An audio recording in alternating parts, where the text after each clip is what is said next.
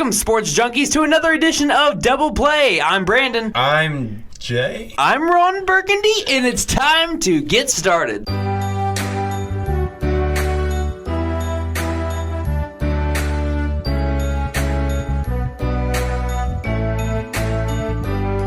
I'm actually Jay. I don't have much of a voice today, so let's go ahead and switch over to some Southeastern football. Last week, we took on Southern Arkansas in a losing effort, 38-24. The score looks bad, but, you know, our Savage Storm made a fighting comeback because we were down 17-0 at one point. If it wasn't for that slow start, I think the Savage Storm could have came back and won this game. They would have definitely come back. Southern Arkansas dominated the time of possession with 36 minutes in the game, so that kind of slowed down our chances with the comeback, but we did all we could. We had 243 passing yards. Again, over 100 yards rushing, like usual. Cayman Farmer had a team best 5 receptions for 50 yards, so he averaged 10 yards a carry with 1 touchdown. Bryce Steele keeps adding on to what he's doing every week, adding 59 yards on 4 catches. The Savage Storm had 106 yards rushing. Well, that's the lowest they've had all year. The more that we go through these games, it helps us start to realize that our offense is really dependent on the running game of Devlin Wortham and Ronnie Green.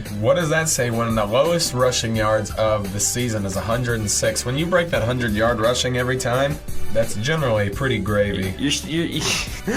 I love that term.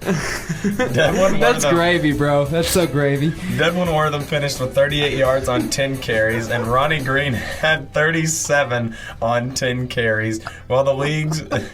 Sorry. I haven't heard that term in so long. That's pretty great. You think KFC's still open? So we rushed for some yardage there. It was gravy. Your Southeastern Savage Storm look to bounce back next week at the last home game at Paul Laird Field against Arkansas at Monticello. That's the Boll Weevils right there, folks. So us Savage Storm Bison, we're not going to lose to some Boll Weevils. Have you seen what a Boll Weevil looks like? I'm not going to lose to one. Google it. That football team, yeah, you Google a Boll Weevil. I'm not going to lose to a Boll Weevil. Anyway, come check us out. Last home game of the season, 2 p.m. at Paul Laird Field. Check it out. Cannonball! Here's some big news coming out of Alva, Oklahoma. Somebody called Garth Brooks. It's time for some rodeo. Southeastern's women pushed their streak of top 2 finishes to 4 straight rodeos, while the men's team turned in a 5th place finish over the weekend at the Northwestern Oklahoma State Rodeo in Alva, Oklahoma. So congratulations to both rodeo teams at NWOSU. That's gravy. Tomorrow, after the game, Jackie Moon, will wrestle a bear. Let's go shift gears into this week in the Southeastern Athletics. Men's basketball this Wednesday will take on the Division I Oral Roberts. That's up in Tulsa at 7 p.m. Friday, we got the GAC matchup. That's the Great American Conference, folks, of volleyball at Northwestern. Match begins at 7 p.m. Hey, look at that. That's in Alva. I think we mentioned Alva. This Saturday, Arkansas Monticello Boll Weevils. We will not lose to the Boll Weevils. Last home game. Volleyball, Southeastern has its first serve against Southwestern Oklahoma State in Weatherford, Oklahoma at 6 p.m. Men's basketball again that Saturday after beating up Oral Roberts that Wednesday. They're going to take a little bit of rest, go back Saturday. They're going to travel, go to San Marcos and play Texas State. Also, Saturday's a busy day in Southeastern athletics. If you're not watching some type of sports, you are doing it wrong. And our cross country is at the NCAA Division II Central Regional in Sioux Falls, South Dakota. So they're going to pack a little bit of a coat. They really are going cross country. Yeah, they're going cross country, all right, because I can guarantee it's not 80 degrees in November there. It's time for What's Up? Yo, pick up the phone. What's up? What's up?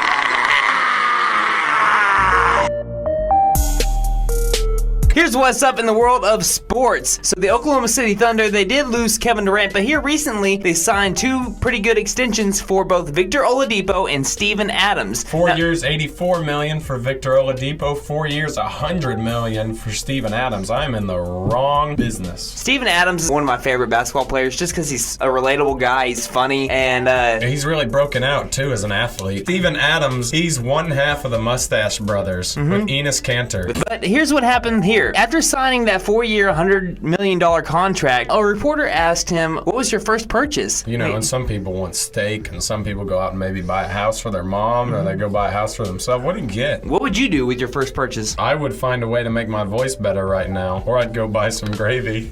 So would you get a Darth Vader like voice box thing? I would get a Darth Vader voice box, but the only thing that bothers me with Darth Vader is like he might need an inhaler because I think he's got asthma.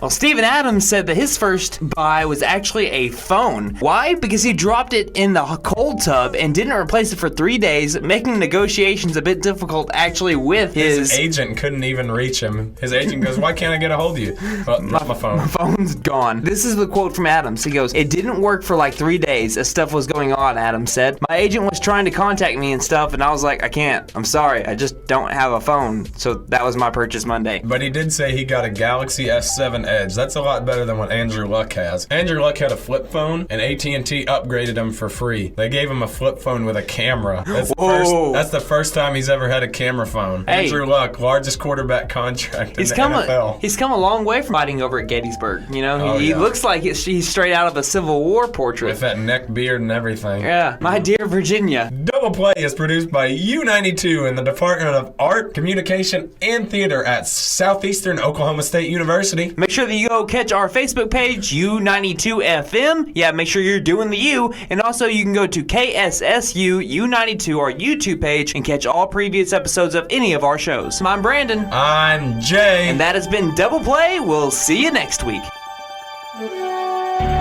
Gotcha!